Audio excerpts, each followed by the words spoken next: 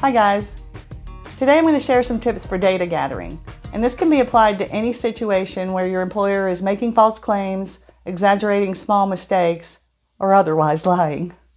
It's a little extra trouble to do this, but when it's over, data is a lot more convincing than just your opinion. I worked in a rocket design office that was crazy busy, and routine staff meetings often took a back seat to actual work. It was never a big deal until after I filed my EEOC claim and my boss made it a very big deal for me. One time when I was 5 minutes late and she had to ask her secretary to print a copy of her own agenda instead of getting an extra copy from me, it was heavy drama. Just the week before, the guy in the next office had been 20 minutes late. Now I could have just told EEO that and left it. But there's a difference in saying you were singled out and actually being able to prove it. So I decided to gather some data to see if maybe this was just my imagination or if this was actually what's happening. Even before the discrimination, I took a hardbound journal everywhere I went. In the back of that journal, I set aside a few pages and started listing all the times that someone was late to staff meeting. So in addition to the usual list data, date, time, and location, I wrote down the names of anyone who was late to those meetings for the next 3 months and how late they were. I also wrote down what my boss said to them when they came into the room, and I recorded any consequences that I was aware of as a result of their being late. Like for instance, if we had to juggle the agenda, or there were items that we weren't able to cover because people were late. I thought adding the consequences might add some perspective about how serious it really wasn't when we were late to this meeting. It was very casual. So at the end of 3 months, I analyzed the data in my list. First, I looked at frequency, the number of times that each of us were late. 2 of my peers were late much more often than me, and for longer periods of time usually. Next, I looked at impact. Being late for a staff meeting really didn't usually mean anything more than a petty annoyance. Once, one of my peers was 25 minutes late because of traffic, and we weren't able to cover some things that he was planning to talk about, so we had to schedule some separate meetings. That's about as bad as the consequences got. Finally, I looked at what our boss said to us when we were late. There, the data was very telling. In 3 months' time, someone was late every week, but I was the only person that my boss ever called out in front of everyone.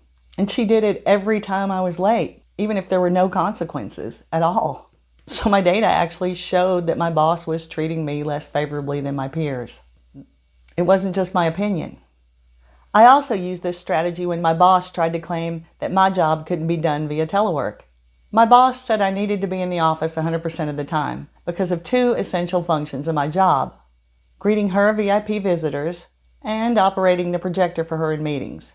She had 2 full-time secretaries.